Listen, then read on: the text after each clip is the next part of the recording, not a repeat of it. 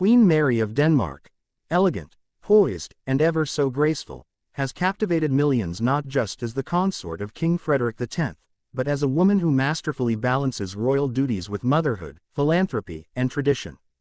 But rarely do the public get to see behind the velvet ropes, behind the castle walls, and into the actual, human life she shares with her family. Until now, in an unexpected yet deeply moving turn of events, Queen Mary has offered the world a heartfelt and rare glimpse into life behind the grand gates of Fredensborg Palace, the royal family's second home and one of Denmark's most treasured historical estates. What's it really like when the cameras are off? When the courtly rituals are replaced by laughter, childhood games, and quiet morning coffees? What truths lie behind those ancient walls, and what can we learn about Queen Mary's role not just as a queen, but as a woman, a wife, and a mother? Before diving into Queen Mary's private revelations, we must first understand Fredensborg Palace itself, a royal residence that is far more than just a backdrop. Located north of Copenhagen on the shores of Lake Esrum, Fredensborg isn't just a palace. It's a beating heart of Danish tradition, where monarchs come not just to work, but to live. Constructed in the 18th century, it has housed generations of royals, from King Christian IX, dubbed the father-in-law of Europe, to Queen Margrethe II, and now, King Frederick X and Queen Mary. The palace is typically the scene of official state visits, diplomatic receptions, and seasonal stays, but to the Danish royals, it is also home. Queen Mary revealed that it is at Fredensborg where the family feels most grounded. It's a place, she shared, where memories are created, and where life breathes slower. That breath of authenticity is precisely what has stunned royal watchers worldwide. In her rare disclosure, Queen Mary spoke of Fredensborg not as a royal outpost but as a sanctuary, a space where protocol melts away and where she is, just mum.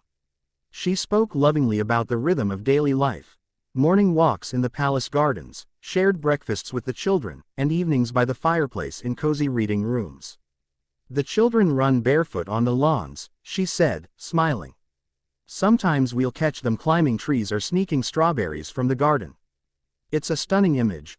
Queen Mary, often seen in sleek gowns and diplomatic meetings, now imagined in jeans and sneakers, laughing with her children under Denmark's summer sky. That image alone has sparked a wave of admiration and emotional reactions across Europe and beyond. Queen Mary opened up candidly about parenting inside Fredensborg's storied walls. Raising 4 royal children, Crown Prince Christian, Princess Isabella, and twins Prince Vincent and Princess Josephine, comes with intense public scrutiny, but Mary is deeply committed to nurturing a sense of normalcy. We emphasize kindness, effort, and integrity, she explained. Even if we live in a palace, we teach our children that they are part of something bigger, not something better. Her words strike a powerful chord. In a world where privilege can easily distance people from reality, Mary's approach to parenting is deeply rooted in values of humility, empathy, and responsibility. She often joins the children for school projects, insists on regular family dinners, and encourages chores, yes, even for the future king. Fredensborg Palace has often been referred to as the living rooms of the nation, a place where royalty and citizens meet. But few expected the Queen herself to peel back the curtain this far.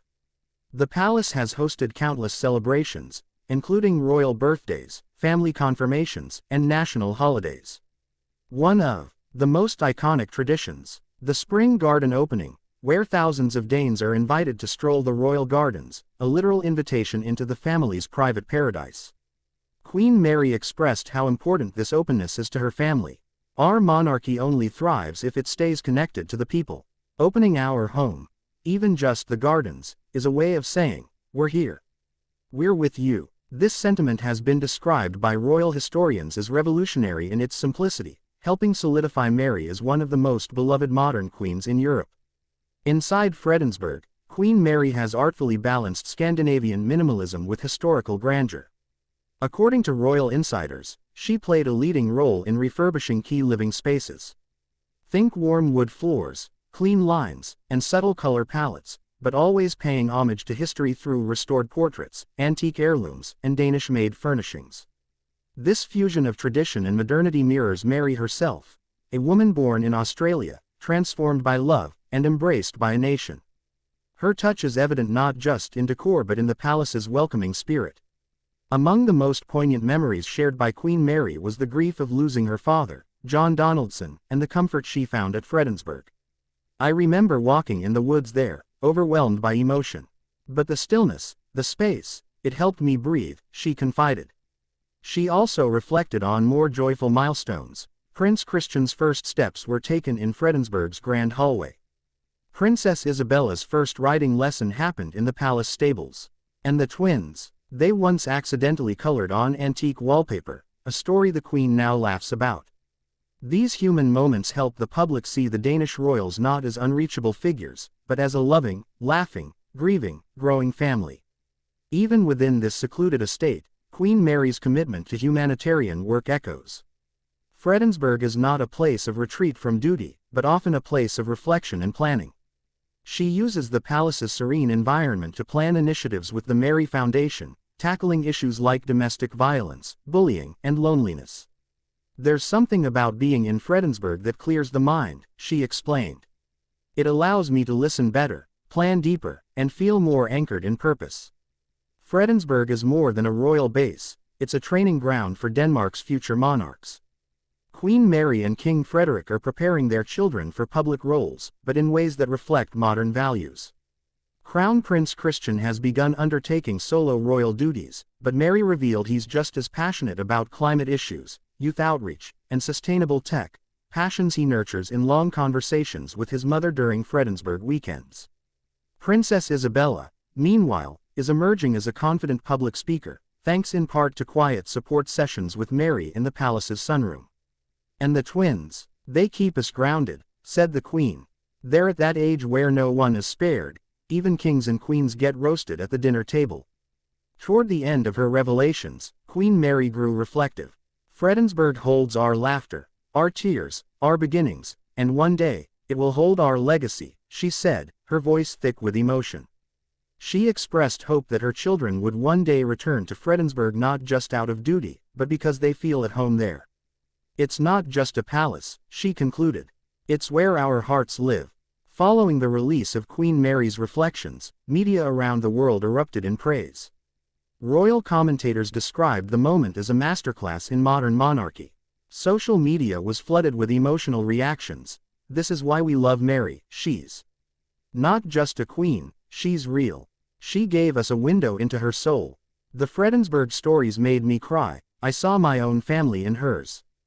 Some even compared her approach to Princess Diana's raw honesty, calling Queen Mary a bridge between royal tradition and real life.